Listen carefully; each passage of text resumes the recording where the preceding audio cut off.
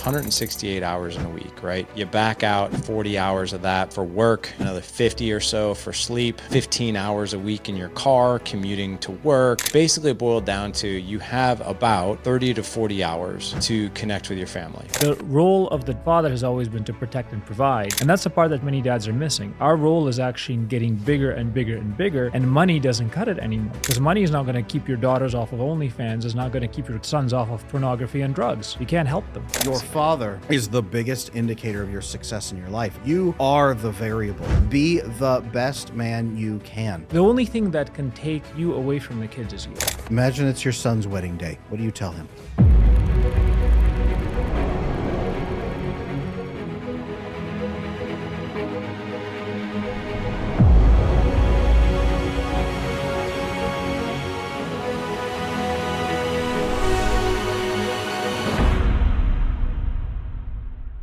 Larry, it is an honor to have you here. You had me on your show. I am happy to return that and bring you here. Everybody in our audience needs to hear your message immediately. I was thinking on the way to the studio today, I was riding in my Uber, and there was about a 65 or 70-year-old father who was driving my car. Shout out to you, buddy. It's good talking to you. But he was talking to me about his regrets as a father, actually, on the way over here. And he was talking to me about how he built his business, he ran sales, he was on all these different continents, and he didn't see his kids grow up. And what he said was, I spent so much time feeding my family that I didn't get to be part of my family. And I think this is a tremendous sacrifice that a lot of fathers make today. I would love to hear you dive in there. What sacrifices are you seeing fathers making in this modern world? Oh my goodness. You know what? Well, first of all, I think that's such a powerful message for all of us. Like if everyone could just take that in for a second and know that like, hey, providing for my family goes well beyond the food that I put on the table and the roof that are over these kids' heads, right? It's not just providing so they can live, it's us doing life with them, right? I mean, so like the emotional support, the physical affection, the hobbies, the activities, the connections we make is so powerful. But, it's interesting that you say that, because I used to feel this way years and years ago. I don't necessarily anymore, but I still kind of tend to default into it every now and again. But here's what I see a lot. So we've got a very large Facebook group on, it's called the Dad Edge, Dads Who Live Legendary. And there's about 20,000 guys who are part of that group. And what I see, and I put this post out, this was probably going back like a year and a half, maybe even 2 years ago, where I said, there's 168, and I got this from somebody else, by the way, and I might butcher it because I don't really clearly remember the numbers, but there's 168 hours in a week, right? You back out 40 hours of that for work, and you get, 128. You back out about another 50 or so for sleep. Well, now you've got like 70, right? You back out maybe if, give or take, let's just say 15 hours a week in your car, commuting to work, taking kids to school, yada, yada, yada.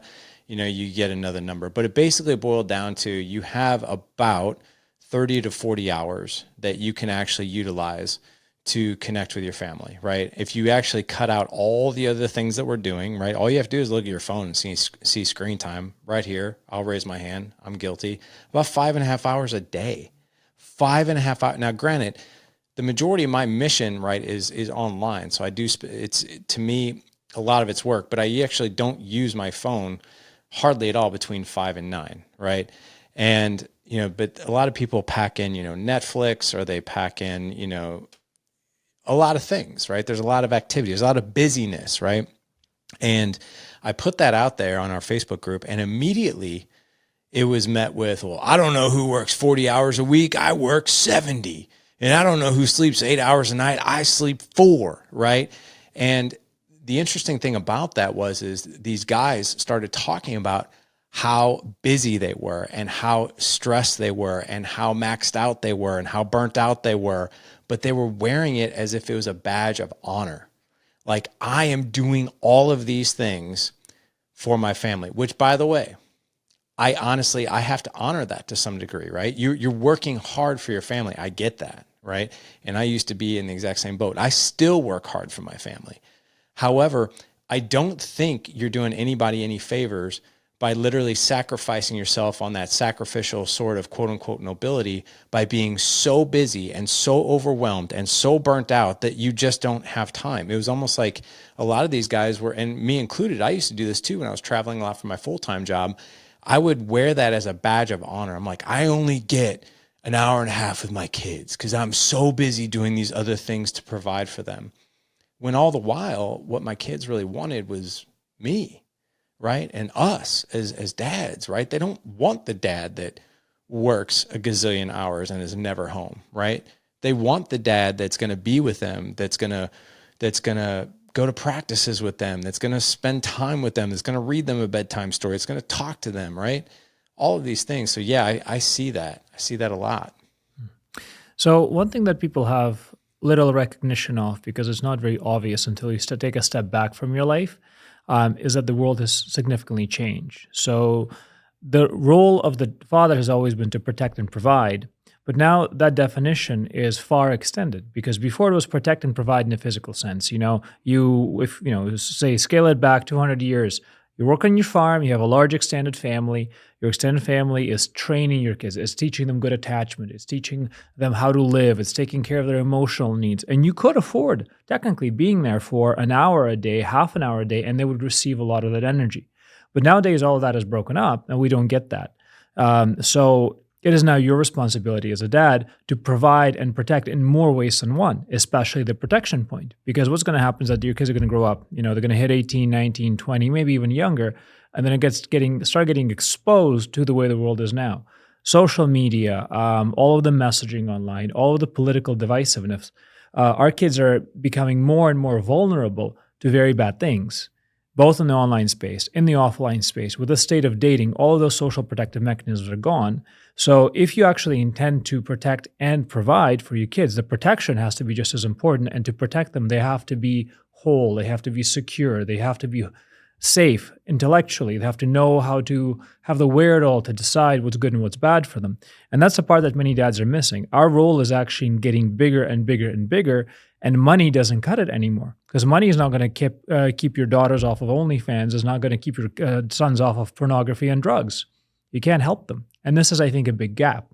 Is this something that you agree with potentially, Larry?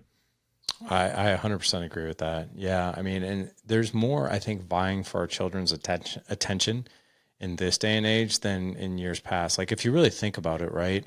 We are the first generation of parents that are raising kids in this digital era, right? Where not only are our kids subject to like all of these different, distractions and vying for attention, but us as well. I heard a podcast guest say that the mobile device is the new alcohol. I think a lot of us kind of grew up, me included, with parents that really struggled with alcohol, and they weren't like mentally or emotionally there because there was a lot of drinking, right? And they weren't really present because they weren't really sober. And if you think about what kids see today, and I'm guilty of this too, like I'm no better at times. I try to be better, but I fall on my face with this one. But like you'll look at a restaurant or you'll look around. Like, I was just in Boston for a speaking event, and there was this kid that was standing behind her mom in the line to get on the plane that I was getting on. And she was on her phone, and she's like, just kept tapping her mom. She's like, "Mommy, hey, mommy, hey, mommy, mommy, mommy." And she was like, hang on. And like, just wouldn't give her daughter any attention whatsoever. Maybe she was doing something important. Maybe she wasn't. I don't know. But we see that all the time. And truth be told, I do that too. Yeah, I am not innocent. I think there's what we're circling here on is there's two clear dangers that fathers need to be protecting their kids from. One is new dangers from the digital realm, which really is just an enhancement of the old dangers, but it's the addiction cycles. It's the digital drug coming in. It's the feed coming in, right, poisoning their mind. It's all these risks that they have coming in through that digital world. And then the second danger that fathers need to protect their kids from is really from ourselves, our own behaviors, our own absence sometimes, our own addictions maybe. I know pornography is a massive thing fathers need to protect their family from in themselves. It begins with self. But it sounds like those are the two key components. Larry, would you agree or disagree there? No, I totally agree with that. We're just as subject to these types of vices ourselves. If you really look at I've really gotten into porn lately. I say, I just making sure you guys are paying attention, which I know you are. But I've really been keen on porn because I've been away from it for a long time now, and I know like when I was growing up, you would like this is actually a true story. I think we were like 12, something like that, 13. Like there's a group of guys we hung out with. Well, one of the friends of ours that hung out, like his dad had a stack of Playboys. And I'll never forget this, man. This one kid that we hung out with, like literally traded his bike for 5 Playboys. Traded his bike. Like, how do you go home and tell your mom that? Like that, like, I don't have my bike. What happened to it? I don't know. And like stuffing something under his arm. I don't know what. But no, like seriously, like you had to go snag like a VCR tape, a VHS tape to watch porn. You had to like go grab like your dad's stack of Playboys or whatever. But now all you need is an iPad. All you need is a phone. All you need is something like that, and you can view porn. Well, the other thing too is I've really gotten into interviewing a lot of guests here lately about how addictive like porn is and like what it does to the brain. And, our kids are not just victim to that. Like we are too. Like, and it's a huge temptation. Like literally you're stressed out, you're overwhelmed, you want to escape. All you need is a phone to go view it. And the crazy thing is what you can view out there is absolutely like endless. It's crazy. Like, and it scares me, to be honest. Like it really freaks me out that my kids could Google anything that they want, but I do have an app on their phone that I watch that stuff. But at the same time, they could, right? If I didn't. Yeah, and they can find a way around it too. There's a fantastic creator. His name is Sathya Sam. And I think, actually, if you guys had a chance to have a conversation, if not, He's fantastic. He's really good. And he's actually part of the Veritas incubator with us as well. So we've been building his brand. And it is interesting to me that his brand exploded specifically by bringing awareness on a personal story about what porn did to his life and how he recovered. But as he got into the science of it, turns out that porn is actually more damaging to your brain on a biochemical level than cocaine. Like it actually has physical transformations that it triggers inside of your neural system. And those things are very difficult to recover from because it's now recovering not just from a emotional and psychological dependency, but from a physical addiction. And we do not have that understanding yet as a society that these digital items can actually create physical changes in our bodies. We actually don't view them as drugs. And I can tell you that if porn was regulated even half as well as alcohol, at least there was some type of awareness, some form of control out there, then actually would have a much less impact on people overall, but especially on young kids, especially on young men. And now a lot of young women have the same thing. It's interesting that even people like Billie Eilish come out and then they talk about how it has affected them. And you'd never think that a girl, especially with talent and money and whatnot, would have fallen victim to things like this. They're everywhere. And this is a part that I disagree with you, Adam.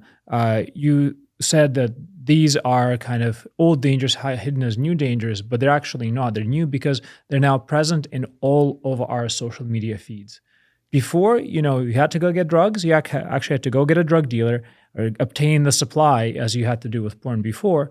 But now all of that is integrated into daily activities. It is in your social media. It is in your websites. Everywhere you go, it's very difficult to protect against. And that is the new danger. How do you weed that out is a better question to ask, as opposed to how do you just protect against it? Is a filtering issue. Absolutely. So yeah, the drug dealer now lives in your child's bedroom. Yes. The drug dealer is in bed with your child and has an endless supply. Your child carries the drug dealer in their pocket wherever they go. You carry the drug dealer in your pocket. Your wife carries the drug dealer in her pocket. And you introduce your kids to it. You give them Disney. You give them a little, one of those little cute little apps they play with nowadays. You're actually giving them access to the drug dealer, which is just 1 or 2 steps away. Yeah, absolutely. People don't even realize that the people who design cell phone apps were pulled off from designing casino machines that are designed to keep you hooked and burn out your dopamine.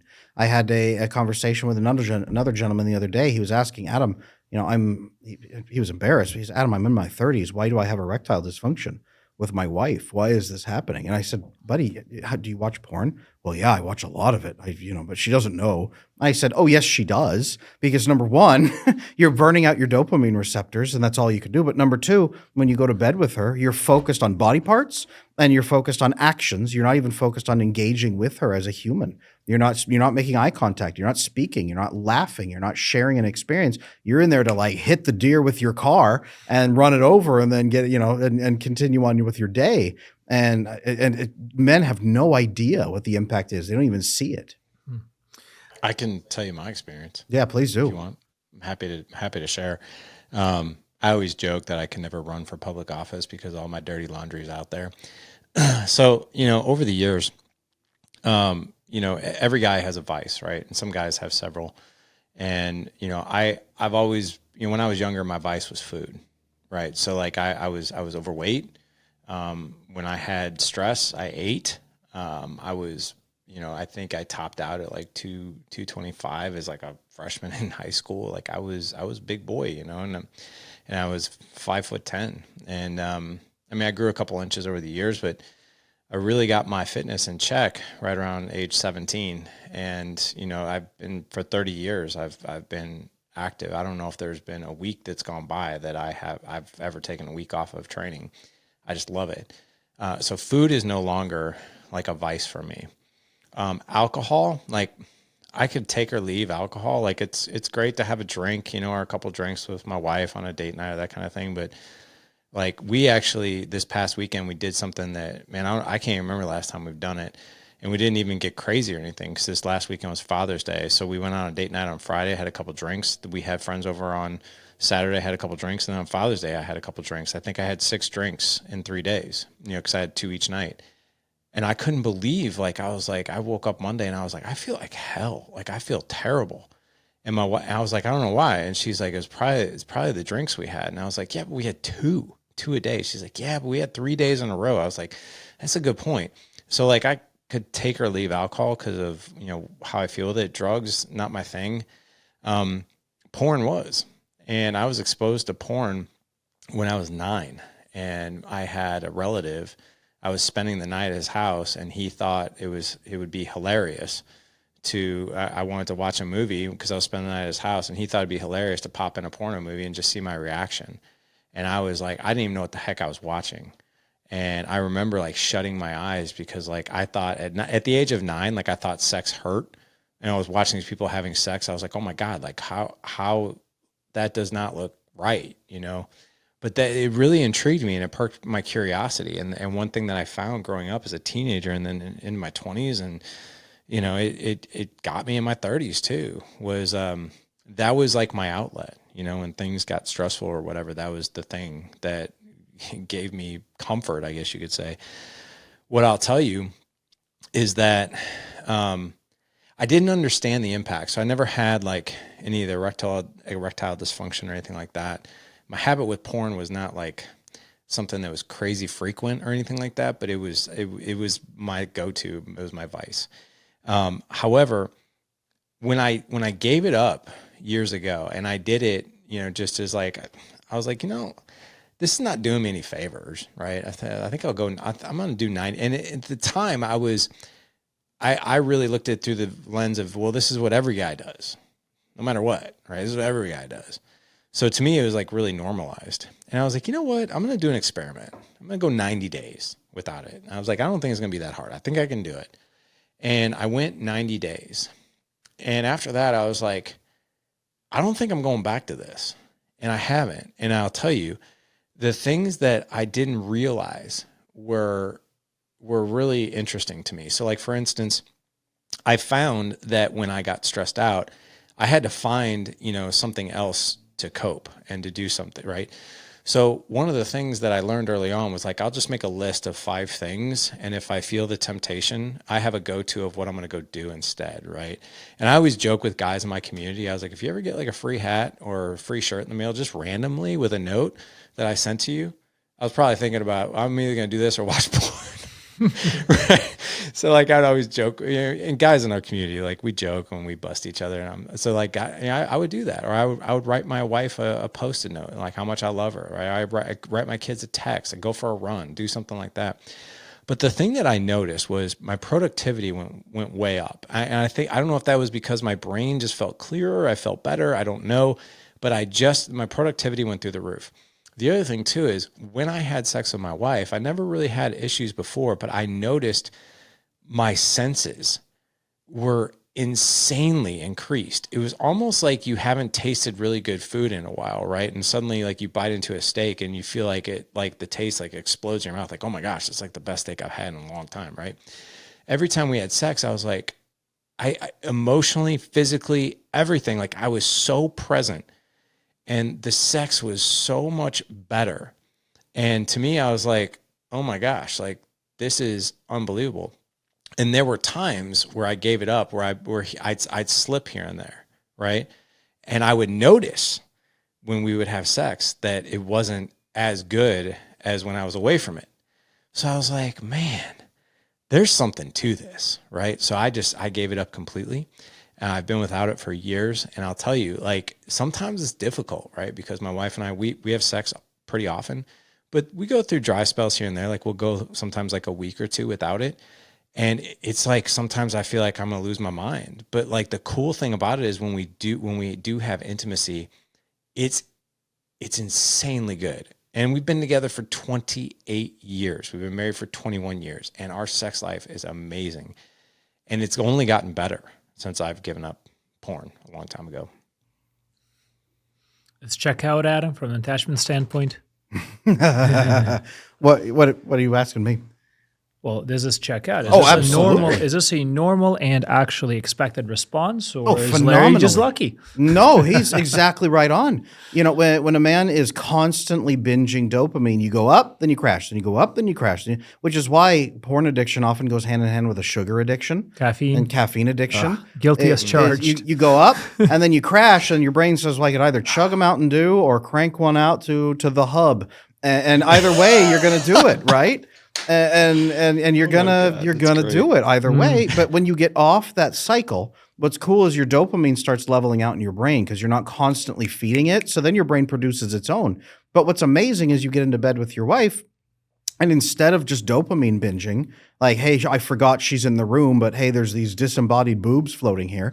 You actually engage with her. You talk with her. You share. You laugh. You play. You have a experience, and then you're flooded with oxytocin. You're flooded with serotonin. You are content longer. You share an experience, and that's actually what helps women enjoy the experience as well. Women aren't usually there for a dopamine binge at all. They're there for the oxytocin and the serotonin experience, which is what makes your wife want to do it with you more often. It sets her on that cycle. It helps her actually even have that with you. So then sex becomes a bonding experience instead of just, all right, let's get this done because I'm stressed out. It's massive. You have to do this. And this is actually the problem with the whole immediate gratification culture that got introduced to us by the accessibility of the internet.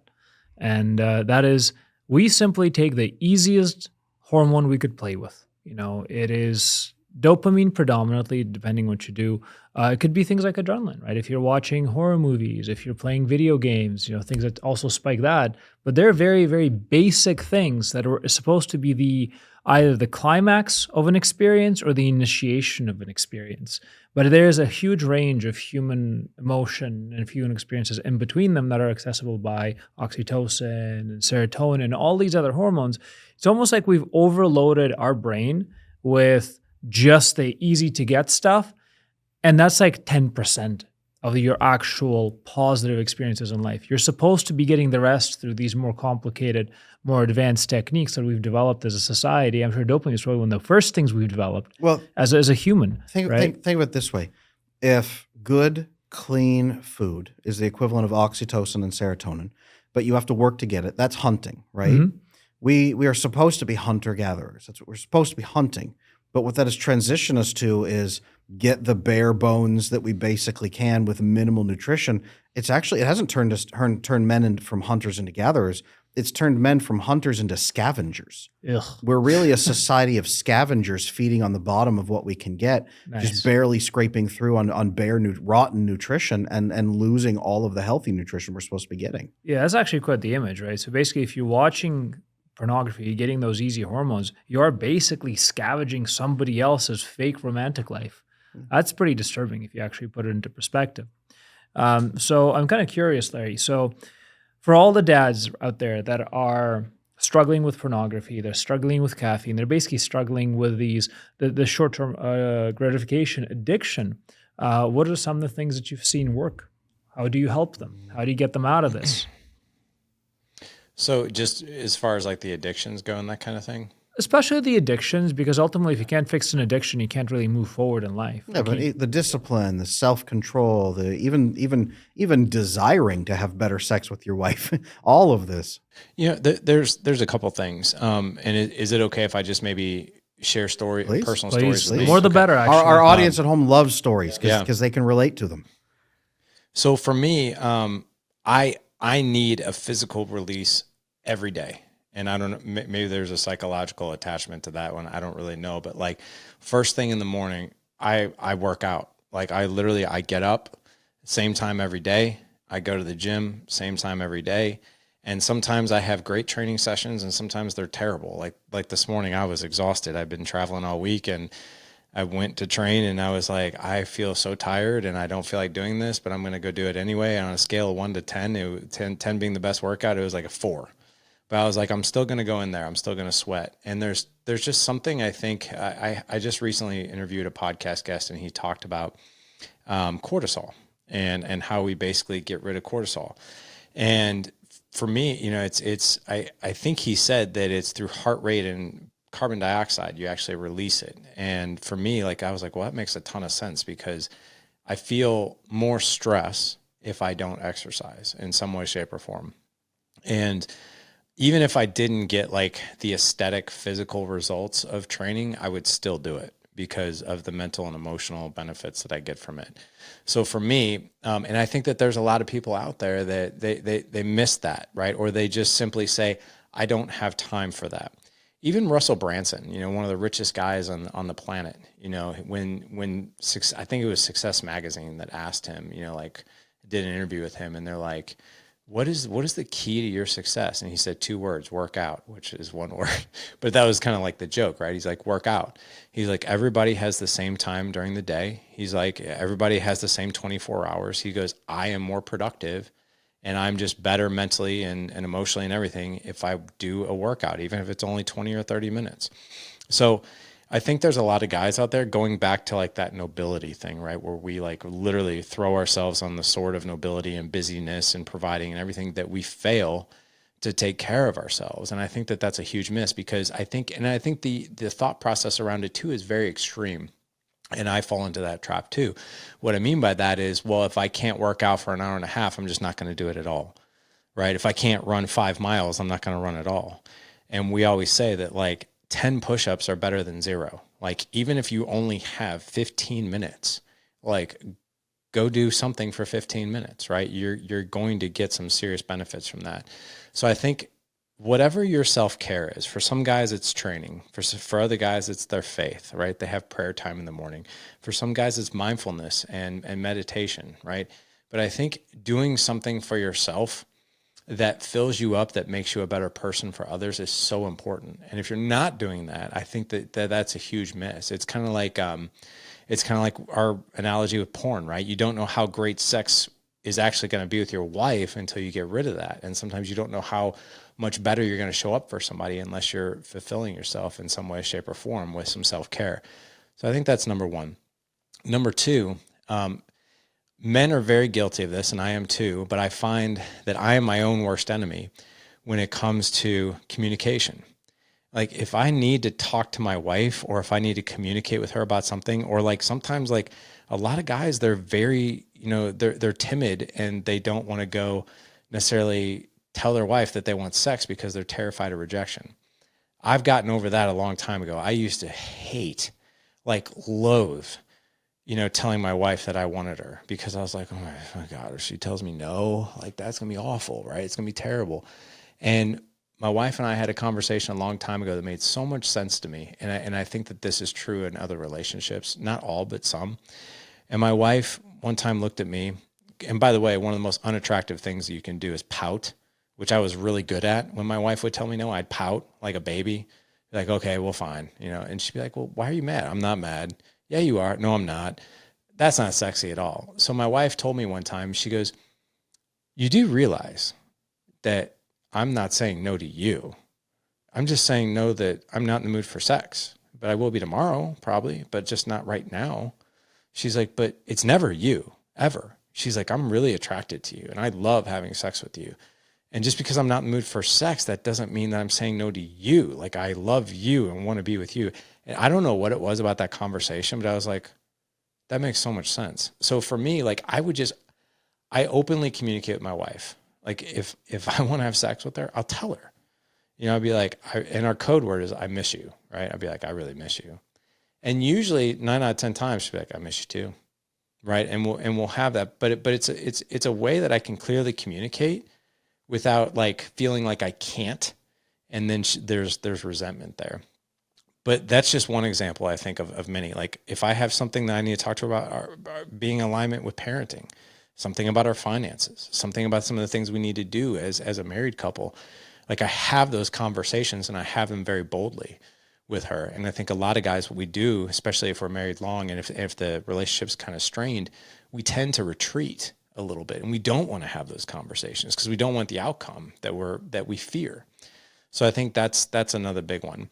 The last and final one is, and Adam, I learned this from you. I actually say this a lot in our community that men need community, right? Men need community. And I think it was you said the model, the skills, and the community. Is that correct? Mm-hmm. Yeah. And I don't know when I had you on the podcast, I was like, oh my gosh, no wonder communities work so well. And I just was at this speaking event, like I said, in Boston, and they had, I think it was a Harvard study that studied habits and things that actually prolonged someone's life. And I was shocked. At the top of the list was social interaction and relationships. And then like exercise and quitting smoking and not drinking were like in the middle. Like, you would think those are the levers that you pull, right, when you want to extend your life, but it's actually the relationships and community, right? So a lot of men, what we're doing is we're living life physically around people, but emotionally and mentally, like, our friendships have gotten to steal Stephen Mansfield's book. The way he describes men is a lot of our relationships with other men are rusty. Like, they're not that iron sharpens iron, like where we're sharpening each other, we're talking, we're having deep conversations about our marriage and communication and parenting and our mindset and our health and everything else. Everything is good, fine, busy. That's how we answer like every question. But we're living this life alone, and I think without community, and that just puts more stress on us. So I think for men to be successful, if you want to go fast, go alone. But if you want to go far, go together. I truly, truly believe that. I know you guys do too. It's so true. It's so, and the science backs this up. And maybe you know this because you and I have talked a few times, but when a man is alone, he lacks that oxytocin component that's going to give him GABA, which is going to suppress his cortisol, right? It keeps you calm. It keeps you productive. It keeps you focused. It allows you to rest. When a man is utterly alone, that disappears so that your cortisol goes up and you go into a hyper elevated state all the time to be hyper focused, hyper stressed, and get everything right so you can assess risks because you're alone. This is great if you're Rambo in the jungle, but if you live every moment of your life utterly alone, high cortisol, it shreds your immune system. It destroys your body. It destroys your brain. It destroys your heart. Everything gets catastrophically bad. You will check out at 55. So cool. You've built a bunch of money and finances for your wife and kids, and now you die at 55, and now they've got the next 30, 40 years missing you that they could have had with you. And you're lucky if they miss you too. And you're lucky if they miss right? you. That's in a good case scenario. So one thing that men seem to be trapped by frequently is that the feeling of being in a high cortisol state, especially one that's quickly rewarded by financial success or even fitness success, is very captivating. Yeah. They are truly living for themselves in those moments. But if you have a little kid, if you have somebody who trusts you, your wife, your children, your family, they come to you and they sense that. And I know when I'm in a high cortisol state with my daughter, because she does not come up to me the same way. She doesn't look at me the same way. She instantly feels not unsafe, but kind of removed from our connection. Well, really quick to that, just really fast. There's been recent research that's come out where they take young children who have autism, fully diagnosed autism, and they measure the child's cortisol level in relation to the mom's cortisol level and the father's. And they found that the mom's cortisol level has no impact whatsoever on the child's cortisol levels, but the father's impact is directly correlated to the child's stress levels. So the child is going to draw their cortisol level from the father, not from the mother at all. So 100% with that. And in a way, I find that men who are consciously and intentionally locking themselves in that state, they're actually being relatively selfish. They're being very avoidant in many cases, as you describe. And we had many great conversations about avoidant attachment and anxious attachment and whatnot. If you don't know, it's not your fault. But as soon as you do know, and if you hear this on this podcast and many of the stuff that Adam does in his videos and in much of your work, Larry, if you are consciously leaving yourself in a high cortisol state, you have to know that you're absolutely shredding your body. Yes, you're hurting your wife. You're lining yourself up for much higher risks, both health-wise, financially, and also to fall into things like addictions, coping strategies, and unhealthy behaviors. But you're intentionally and purposefully destroying that trust of your children. You're actually creating unhealthy attachment going forward because what you're teaching them is that being high stress is normal. And if you want your little girl to grow up and then say, I want now a relationship, let's say at 18, at 16, at 20, she's going to absolutely go and seek that high cortisol state because that's the only thing she's felt when she was told was safe. If you want your son to go out and create that in his next family, then absolutely go ahead and tell him that you are being good and this is great and men are supposed to be tough, irritable, and distant. And then see what happens. Because you're going to get to the stage where you're going to be 60, 70, 80 years old, God willing, and when you are there and you're feeble and old and sick and broken and shredded, not in a good way, but emotionally and in the sense of health, and you see your kids and their kids repeating the same pattern, that gets tough. That gets really tough. And a lot of Adam's clients who are older, as we have them through the various coaching practices, this is a lot of damage, a lot of regret people don't realize. Yeah. So what advice can we give dads to snap out of this trap of being in the high cortisol, high dopamine state? What do you think, Larry? So I think mindfulness is a big one. For me, my spirituality is a big one. So my relationship with my Creator is a big one. Knowing that I'm not alone in this world or in this life, that I can, walk with Christ. And that helps me to feel more secure, like to know that I don't have to have control of every single thing that happens, right? For some people who are not spiritual, it's, maybe that's meditation, right? And whatever your thing is, I think it's more important that you have one of those things, right? The other thing is that I think a lot of us are very, very short-sighted, like when it comes to our stress and our high stress, right? I can't even remember if I were to think back last Thursday, which was a week ago today as we're recording, I was probably stressed out about something, but I can't tell you what it is, right? And I had a great mentor of mine say, listen, if whatever it is that's on your mind, if you can just kind of relate it to sevens, is this going to matter 7 minutes from now, 7 days from now, 7 months from now, 7 years from now? Like that's a decent filter to really filter out some things that might be really stressful, or hard for you to think about. Adam, you and I had you on a podcast, and I had recently injured my knee horribly during a workout where my knee joint was actually bleeding internally for 12 weeks. It was awful. I had no idea what was going on. Neither did the doctors. And what happened was I actually ruptured what's called the synovial membrane, and they had to get in there, do surgery, cauterize, and actually remove the thing. And, but I couldn't get the bleeding to stop. And there was so much blood in my knee joint that I couldn't move my leg right. And what I noticed is that I was very short-sighted with that stress. Like I was actually thinking, and you could probably analyze this to death based on my childhood and all that, but I was catastrophizing the whole thing. You know, I was like, what if this is my life? Like I can't even walk up and down stairs. Like I have to be careful when I drive. There was a point where I couldn't drive anymore. And I was researching things on the internet of other people who had my condition, and they were saying that, you know, if you can't get the bleeding to stop, they might have to take your leg from the knee down. And I'm sitting there thinking like, I'm gonna have to live my life as an amputee. Like this is like, and my wife, like I would tell her these things and she's like, oh my gosh, like you're so extreme. Like just go to another doctor and see what's going on, and go to a doctor you trust. Like we will figure this out. But in my mind, I was creating my own nightmare by catastrophizing, right? And I did that very thing. She was right. I went to a great doctor. I went to the best one here in St. Louis who works on all the pro athletes. And he took one look at me. He goes, I'm pretty sure you ruptured your synovial membrane. I think that's the problem. He goes, get in there arthroscopically, clean it all up, and you'll be fine. And I was like, really? That's it? He's like, yeah. He's like, yeah, that's it. Isn't it amazing talking like, to a specialist who knows what they're doing? I know. And I went to 2 other specialists, and they were like, yeah, well, I don't know. Like, that's not good, though. Not all specialists are made equal.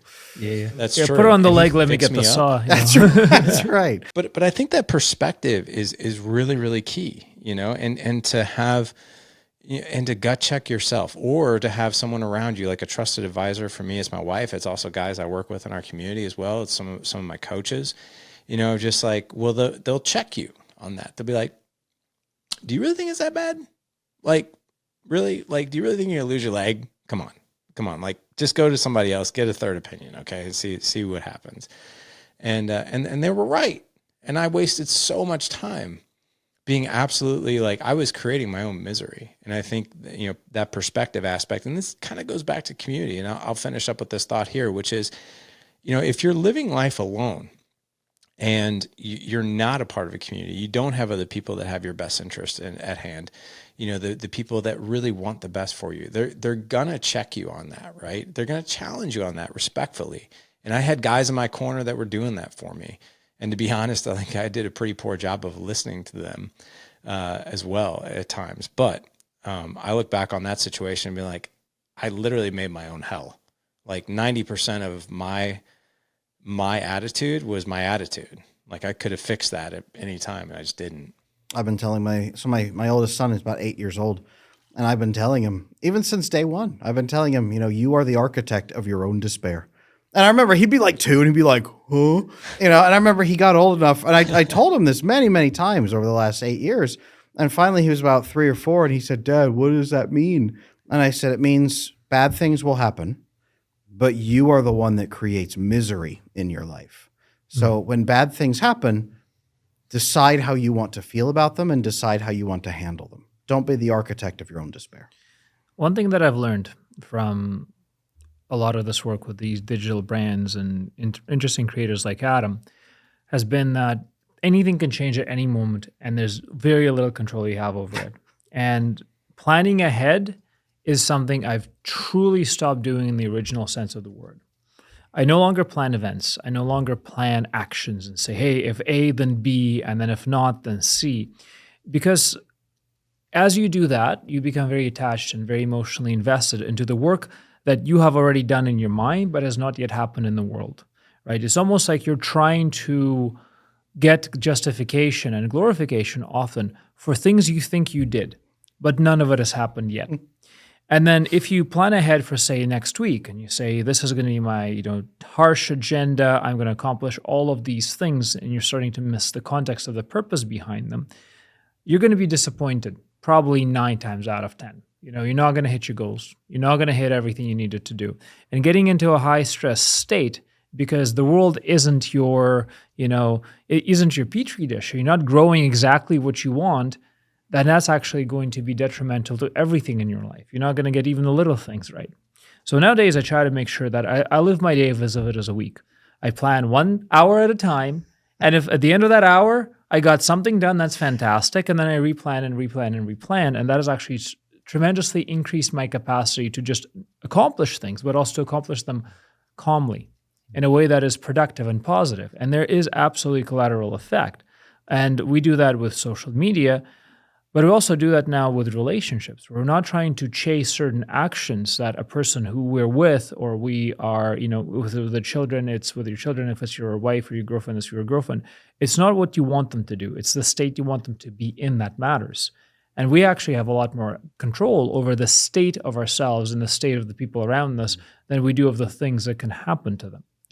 So when it comes to actually even controlling these stress levels, it's a question of perspective, I find, and the perspective of what is truly important to you. Do you want to be known as the guy who did a bunch of things? Or do you want to be known as the guy who has helped the people you love feel a certain way? And what is really going to last for you is a good question to ask yourself, I find. So I mean, this comes down to we had Mo Godot on the show not that long ago, right? And he talked about the recipe for happiness, and your expectations need to be lower than actually the outcomes you achieve, and that's how you be happy. A lot of fathers are out there; they're obsessed with outcomes. I have to have certain outcomes, or it's failure. This is the only acceptable outcome, and they invest in those outcomes, and they drive their wife, they drive their kids, they drive themselves. The outcome must be perfect, and if it's not, we've all failed. Not just I have failed, we have all failed. And meanwhile, the wife and kids are like, why does that outcome matter? That doesn't matter to anybody but you. It's a checklist. One thing that maybe fathers can do is, instead of fixating on outcomes, focus on variables. Manage, don't even control variables, manage the variables. Optimize. But manage the variables. Give your wife and kids resources and variables so that they can build the best outcomes that they could possibly achieve. Instead of, this is the only outcome, here are your variables, look at what we did with them. What your kids and your wife, I think, really will remember is, did they feel safe?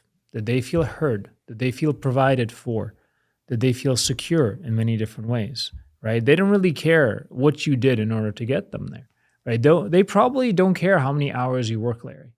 They just care whether or not you're there when they need you to be there, right? They don't actually quantify you by the amount of money you have in your bank account. Does it matter to them if you have $5,000 more, $500,000 more, if you can reasonably get them the things they need?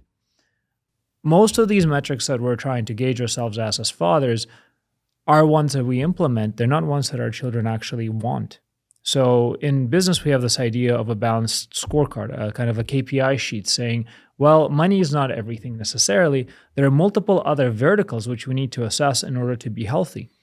And that's actually something that I think we can start doing and should start doing in families, and saying, okay, sure, money is one vertical. Health is a vertical. Safety, physical safety is a vertical. But what other verticals are present that you need to take into account to determine whether or not you are actually in a balanced scorecard fashion, healthy as a family? Expand your family KPIs. Yeah, expand your family KPIs. So other than safety, material safety, security, financial security, what other verticals are there that we should be assessing as dads, Larry, do you think?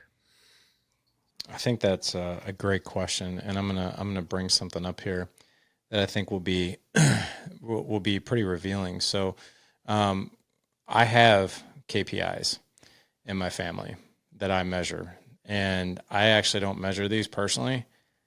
My family rates me on these. So I have, every quarter, I ask my family these 10 questions, and they give me their feedback. So I give this to my wife. I give this to my 2 older kids, and I kind of guide my 10-year-old through it. My 8-year-old's a little too young for this, but I put, I'm true to the score. And what it does is it gives me an opportunity to be like, okay, where am I doing well at, and where am I struggling in? So it's 10 questions. So I have my family rate me between a scale of 1 to 5. 1 is not good at all. 2 is not often enough. 3 is sometimes. 4 is often, and 5 is all the time. So first one is, I balance my time between family and business well. I have them rate me.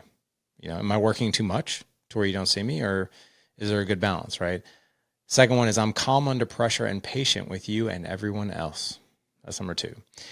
Number 3, I'm quick to admit, apologize, and learn from my mistakes. Number 4 is, I listen attentively to you and others. Number 5, I am kind, respectful, and emotionally connected to you. 6 is, I lead by example and model the kind of life we want for our kids. That's more of a question for my wife. and for my kids too. I'm fun to be around. That's number 7. Number 8 is I make you feel better when you're having a bad day, or I help you to feel better, or I guide you through your feelings in a productive, healthy way. Number 9 is I do things that make you feel loved, appreciated, supported, seen, and heard. Number 10 is I follow through on my commitments. So in my family on a quarterly basis, I give this to them and they rate me and I see where I'm at, but those are my KPIs. And as far as our community goes, we have 2 different programs. We have one for business owners, one for non-business owners. The business owners is called the boardroom. Our boardroom guys are required to submit this every quarter as well, because they want to know, like, well, and that's part of the reason they do life with us, right? Is they want to go out and build an empire business, sure, but they don't want to come home with a wallet full of money and a house full of strangers either. So this is one of the things that we require. Shoot, can on a you quarterly basis. Can you send that survey to me on the email, man? I'm implementing this immediately. Man, Sure. my 2-year-old would eat the paper, but my 8-year-old would probably be able to fill it out. Well, it's good. Definitely get it started. How did you come up with this? That is a brilliant system. Absolutely. I absolutely love it. I've never heard anything like this. I think that's amazing. So what's the backstory to this? Backstory is so I'm one of 4 coaches in the boardroom. Like I said, that's our business owner program. And the 4 of us got together, and each one of us have our specialty, right? I'm the marriage guy. I love helping men with marriage. We have one guy who's the parenting coach, one guy who's the business coach, and and we have another guy who's a part of client success who basically helps us oversee all of our clients. And the 4 of us got together, and we're like, if we could really rate ourselves on 10 questions in 10 areas within our family, what would those questions be? And we brainstormed. I think we came up with at first like 25 of them. And then we each went to our families and we're like, which one of these are most meaningful? If you had to pick your top 10, which ones are most meaningful? Here's the crazy thing. All 4 of us did this separately, and all 4 of us were pretty darn close as far as the feedback from our families of like, these are the 10. I think there were like 1, 2, or 3 of them that maybe were outliers, but there were 7 of them that we like all aligned on. Like all the families were like, it's these, right? So that's how we came up with it. Father is a father is a father. No, that's amazing. I need that survey immediately, sir. Yeah, definitely putting into practice. And everybody who's listening too, just do this once, right? And I'm kind of curious, was the first time that you did this survey, how did you feel about the results? I was terrified. I'd be too. I was actually I already terrified. am. I took a deep breath, and I didn't, the first time I ever did this, I actually didn't do it separately. I actually sat at the dinner table and I was kind of like in the hot seat, and I was like, hey, we're about ready to roll this thing out. And I was like, I have 10 questions for you guys, and I need you guys to rate me. And by the way, I self-assessed. So there's actually two observations that I'll share with you. So I self-assessed before I rolled this out to my family. Can you guys guess what one of the observations were? Like I self-assessed and then they assessed me. Can you guess what one of the observations were? I'm going to guess. So the research shows that men will overrate their physical attractiveness, but underrate their success and performance is typically what we often see. I will guess that you underrated yourself from where your family rated you. I did. I was actually much harder on myself, which was some of it was a breath of fresh air. But I'll tell you, so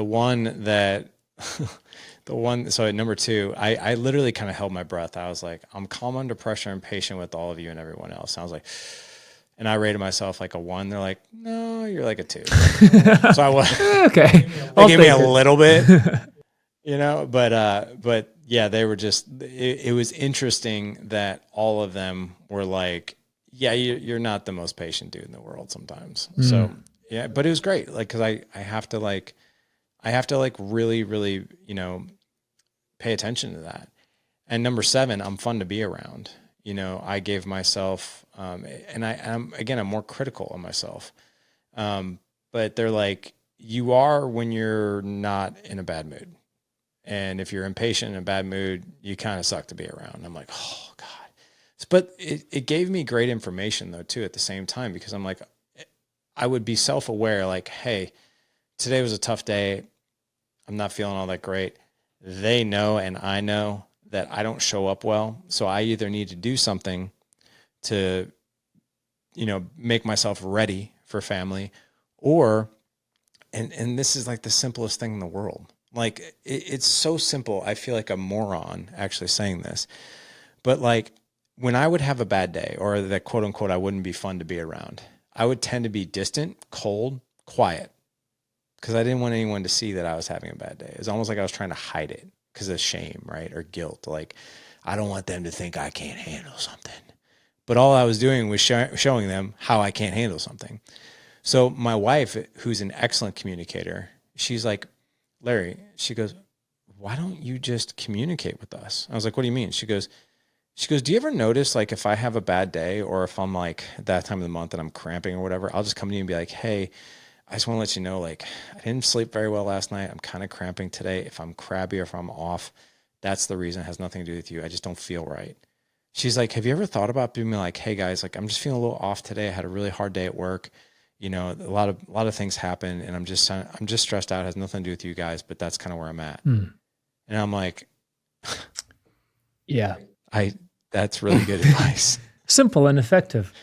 Yeah. I want to share a little personal story because Larry set such a fantastic example with these, and you know, really, fathers do resonate with these. You know, it's really truly our community and our experience that makes it relevant. But I'm a single dad, and I've been single dad for a while, and you know, we're working on fixing that now. But there were times when I just show up, and you know, I'd be working when my daughter wasn't with me. I'd be pulling 16, 17 hours. I'd stick in 2 hours of training in there, and that was it. So I pumped that out for a week, and then for another week, I always had a harsh schedule from 8 until 6. It's hardcore work. Workout, yes, you know, 3 times a week at 2 hours, always booked in. But 6 to 9 was my daughter's time, Ellie time, and that was religious. I literally would throw my phone away, and I would have days sometimes I'd show up and it'd be like I can't move. You know, sometimes you had bad training days, sometimes you have bad parenting days.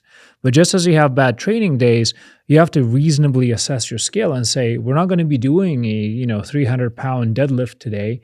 We're not going to be doing 10 miles on the track. We're going to be doing something small and reasonable because it's better than nothing. And there was a time when I was like, well, I cannot think. I'm stressed out. And my 5-year-old at the time was jumping on me and she's like, I want to play. So I came up with just an idea because I'm like, I can't get off this bed. So bring all of your stuffed animals here and let's play house while I'm trying to recover at the same time.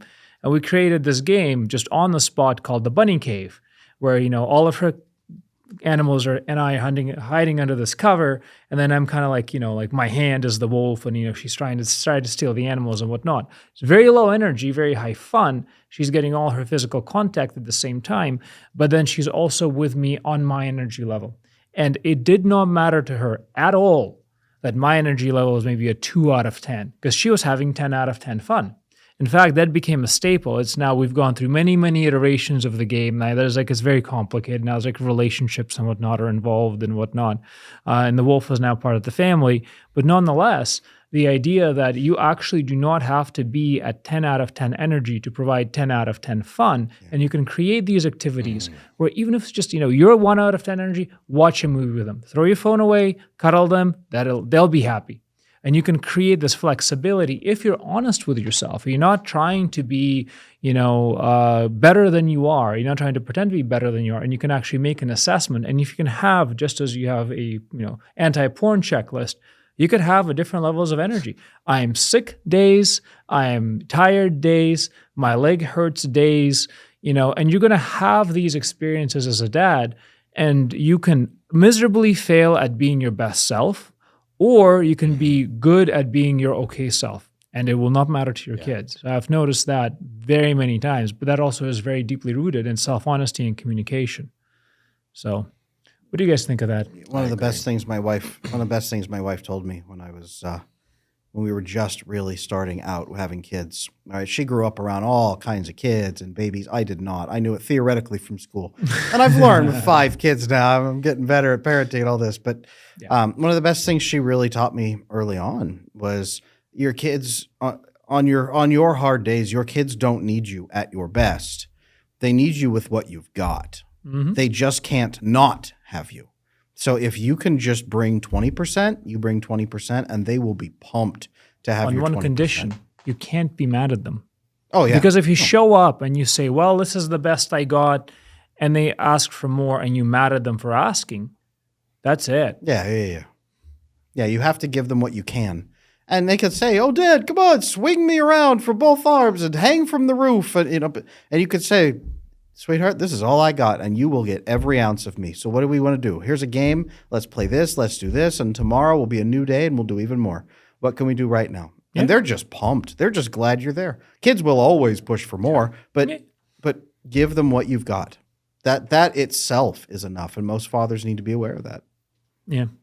So that's fun. What do you do on your low energy days with your kids, Larry? Yeah, how do you give them a little better than you've got? That is such a good question. I tend to fall into that trap of self-deprecating, when I'm not my full self. Like, I'll tell you, doing this work, for fathers and husbands, it's the most rewarding thing on the planet. I love it. I wouldn't change it. It also screws with my head, because if I can't do the stuff that I'm teaching, or if I don't have the energy to do the stuff that I'm teaching, then sometimes I'm like, well, who am I to even teach this? Right. So it screws with my head sometimes, but I also know that I'm a human being. Right. And there are times where I'm exhausted. There are times where I don't have the energy. Right. There are times where, I say goodnight to my kids and I'm like, how quick can I get out of here? Because I want to just go to bed. I'm exhausted. Right. And what I find is, on low energy days, I now communicate with my kids. I'm exhausted. Like, normally, like, I turn into a pumpkin at like 9. Like, I'm just full-time entrepreneur. I train every day, full-time dad, full-time husband, 4 kids. You got 5, Adam. And there's a lot of moving pieces. And the funny thing about having like this many kids, and this too, is I always feel like I'm disappointing somebody. Like, I'm always making somebody happy, but I'm also disappointing somebody. If I say yes to my 16-year-old, I'm saying, sometimes I'm saying no to the other 3 and my wife. If I say yes to my wife, I'm saying no to all 4 kids, right? If it's undivided attention, that is. However, I like to go for like these micro wins. Right. And I think this is like, and I love micro wins, and I'll share with you what I mean by that. So I get caught in the trap, and I think a lot of the guys too, of like, I need to go all out on something. Like, it's kind of like if I can't go run for 5 miles, I'm not going to run at all. Right. If I can't go train for an hour and a half, I'm not going to train at all. If I can't take my kids for a camping trip, then we're not going to go fishing at all. Right. What I've been doing though lately is like, in our life, when it comes to my family, what's the sand, what's the pebbles, and what are the rocks? And what I mean by that is, the sand is like the daily stuff. That's the stuff that I can do in like 15, 20 minutes. Like, it's like these super condensed, high attention, like, no matter how tired I am, anybody can go for 15 minutes, right?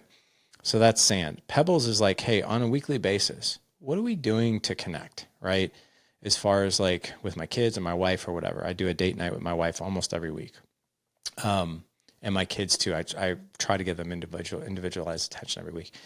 And then the rocks are the big things. So like, for instance, it's the summertime right now. So we try to go big on like one vacation, one thing that we're going to make a core memory on, right? But as far as like the micro wins go, right? My 8-year-old is like obsessed with fishing right now.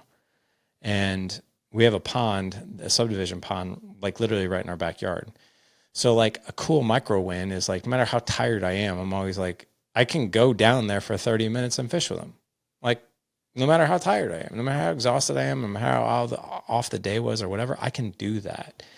And it's just like anything else. Once I'm down there fishing with him for 3 minutes, that feeling of tiredness kind of goes away, right? The other thing too is, I also realize that one of my witching hours, one of the times that I'm not my best, is right before I go to bed and right before they go to bed. And I know that's like a key time for them. It really is. It's one of those things that's like the last thing that they experience with you before they go to bed, right? And there are times when I'm exhausted and I'm literally standing outside the room, and I'm like kind of like shaking my body out. Like, I'm like almost like getting warmed up to like go do something, like go for a run. Like, I'm just like, all right, I I got to warm it up. Like, let's go. Like it's go time, right? Final round. Yeah. Final round. It's like that's like helpful for me. But I've also fallen into the trap, and this is where I want to warn men, right? Is that I used to feel guilty for feeling tired. Like I'd come down on myself because I'm like, I feel like just going to bed. I don't feel like going in there and like reading 4 bedtime stories, right? I just want to go to bed. And I've decided, and it had to be a conscious decision. I'm like, I'm not going to waste my time or energy feeling guilty about that, because it doesn't matter if I feel like doing it or not. What matters is that I do it. And what matters is I go all out, right? That's what's really, really important. Oh, and his mic, actually, great insulation. This is one of there isn't a podcast that goes by. Oh yeah. That in the summertime that I don't get bombed by. This is my 8-year-old. You want to say hello? Hi. Nice. That's cool. Being a dad. So, that's right. Say live legendary. Live legendary. A quick thing. So actually, just on even this instance, right? So you had your son walk in and join you in the podcast, and that was a tiny little example of a tiny little checkpoint, right? They need so many of these throughout the day that people don't realize. I have a rule in my house. So my office is in my room, my room is in my office, and I have this little desk that I put kind of, just below sight line of the camera so that my daughter doesn't get, self-conscious or anxious. But if she misses me in the middle of any meeting, she can open the door, she can get a hug, and she can sit there, and she's got her little tracing letter. She really likes tracing letters at this point, and she can sit there quietly. And when I have nannies, they all freak out. Oh, she walked in, we can't let her in. I'm like, no, she's allowed.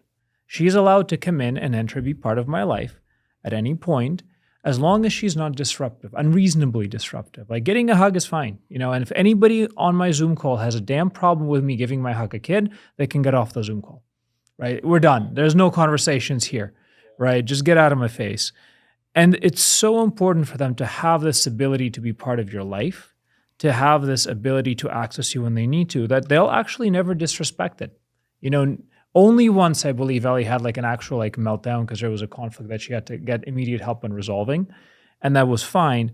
And there was also another time when she was interrupting an actually important phone call, and she was really excited. And she goes, "Daddy, I really need to see this. You really need to see this. It's really exciting." And I'm like, "Okay, I can't right now. Like this is like a medical thing. We have to go through it." That's a great story. And then I'm just standing there, and like 2 seconds later, I smell burning plastic. And I go, Oh no. "Be right back." Well, do you remember what you said was, "Sweetheart, I'm gonna have to come look later." And she said, No, you have to look now because later it'll be done. It'll be done. She goes, "This is so exciting." Like, okay, later. And then I like burning plastic. So then I run out and the air fryer's on fire.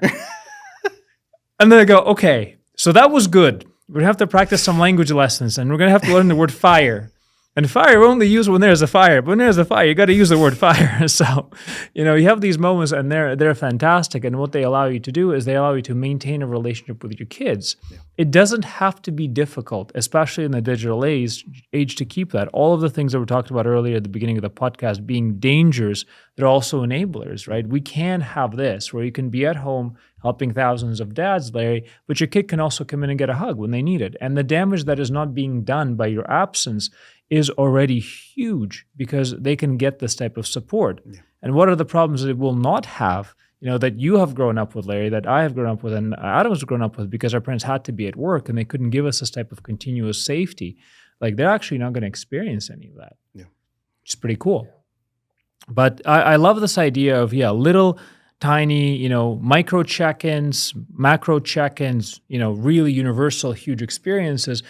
That's fantastic because it allows them to build an actual castle out of all of those components. There's a fantastic little clip that I saw on TikTok the other day, and it's a dad who's sitting in his chair, and he has connected a softball to a fishing rod, and his kid is like knocking them out of the park, and he's sitting in his chair, and all he has to do is wheel it back and put it in front of him. And I'm just like, that is the best invention, because here's the thing. Again, your kids don't need you to be fully active with them. You do not need to be playing dolls. You don't need to be playing tea house. Create something like this, and they will have the time of their life with it. I'm like, I'm stealing that idea. And there's a lot of places where you can find these ideas if you're just creative. Work smarter, not harder. It very much applies to kids. So I agree. That's awesome. Adam, any finishing thoughts before we tie things off? Oh, This is a great man. podcast, lots of great info. And I mean, Larry, I'm just very grateful for the work you're doing. I'm 100% stealing the family KPIs. I'm a little bit concerned. I'm not going to lie. Now I know where to go for support. I'm going to be that's very gonna curious about your community as well. That's a great offering. We are going to ask you to plug this at the very end so the listeners actually do need to know. They do need to know where they can get access to this. But maybe in the meantime, Adam, closing thoughts, closing comments. Juxtaposition, two pieces. When I went through grad school, I'll never forget that as a licensed marriage and family therapist track that I was on for my master's degree in psychology, the family systems textbook they gave us, there was an entire chapter on moms, plus they were mentioned everywhere throughout the entire rest of the book. And I'll never forget that fathers got 2/3 of a page in the family systems book. I will never forget that. And I remember like slamming on the table and arguing with my professor at the time. And he was like, "What? It's just how it is." And it was, I was lit. I was so lit. I wasn't even a dad at the time. And I'm now seeing research that's coming out indicating that in the first 5 years of life, moms are incredibly important for nurturing safety, growth, health. But after age 5, and definitely after age 7, the presence of a father is, many would say, way more important for outcomes, mental health outcomes, drug addiction outcomes, safety outcomes, violence outcomes, crime outcomes, life success outcomes. The father is actually the defining feature more than the presence of a mother. Even to the studies that they've done of if you're going to raise a child with only one parent, if they're raised with the father, their outcomes are massively better than if they were raised by a single mom. It's phenomenal research coming out now. Your father is the biggest indicator of your success in your life. And men out there should feel two things about that.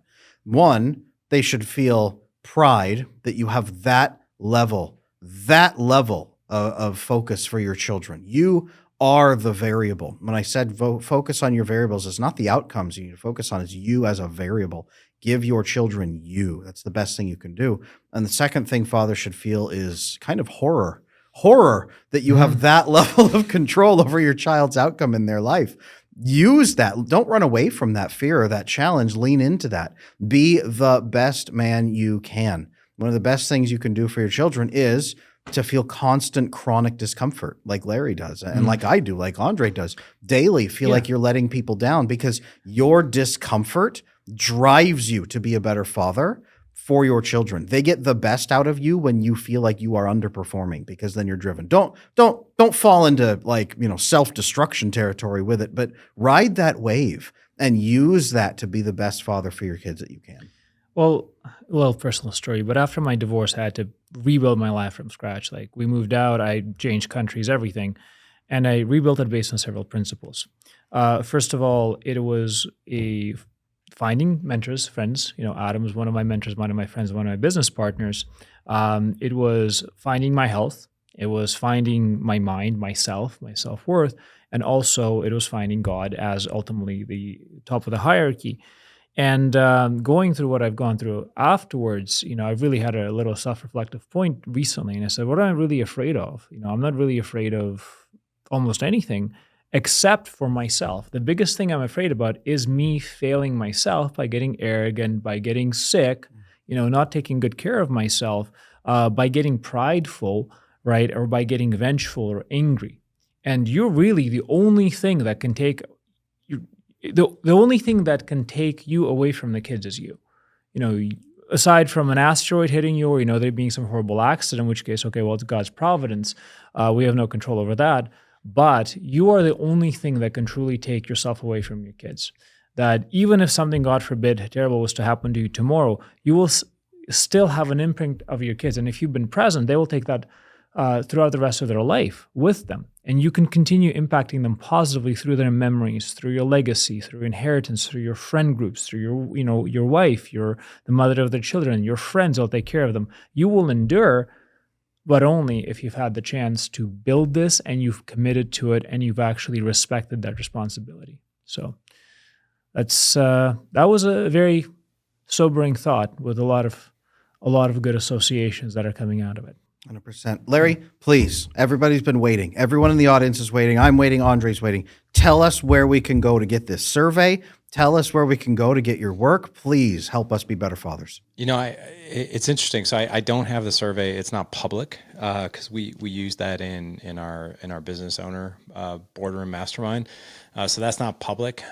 However, I do have a couple of resources out there for you. So I just launched a brand new book, literally 3 weeks ago, called The Spirit of Fatherhood. Morehouse Publishing published it. But this is Spirit of Fatherhood is something from a mental, emotional, spiritual approach to fatherhood. As far as other resources go, you can just head on over to the Dad Edge. I've got tons of stuff over there. So if you're looking for marriage, if you're looking for better conversations with your wife, I have a free resource called 25 Intimate Conversation Starters. If you just go to the nav bar and you click under resources, you'll see a resource in there for how to be fully present with your kids. You'll see another resource in there for 21 Days to an Extraordinary Marriage, these 25 Intimate Conversation Starters, and then the book is there as well. Podcast, I mean, my gosh, there's enough content on the podcast to last, I think, someone years. We have, I've just crossed over 1,200 episodes as we speak this week. So 9 years of podcasting, 1,200 episodes. So that will, and if you really look at the podcast, each episode will really zero in on what we call the 5 dimensions. And there might be also some overlap of the 5 dimensions in a podcast, depending on the guest. So parenting is 1, creating an extraordinary marriage is 2, leadership, your health, which encompasses physical, mental, emotional health, and finances. Love it. Amazing. Everybody, please check these out. Links are in the bio. Mm-hmm. And this has definitely been a amazing, wonderful, and very real conversation. Thank you so much for being here, Larry. I knew this was going to be a phenomenal conversation. Yeah, you had me on your channel. I could not wait to get you over here on this one. So thank you so much for being here. Andrey, real quick, where can we find you? Yep, I'm at Andrey Korikov on Instagram, and you can check out our creator incubator at veritascreative.media. So links are down in the description as well, show notes. And thanks for jumping on, guys. This is the I Wish You Knew podcast. Adam, before we leave, where can people find you, and what's the work that you're doing? You can find me on Larry's podcast, The Dad Edge, over there. I was on there recently with a wonderful conversation. You can find me on adamlanesmith.com. Wonderful. All right, guys. Well, thanks for listening to I Wish You Knew. We'll see you on the next episode. But before you go, please ask us the questions you have and give us the thoughts of fatherhood. What is the role of a father? What are the challenges that we may be facing as a father or somebody who is around a father? And let's start a conversation, and we'll carry it through. And we'll see you guys in the next episode of I Wish You Knew.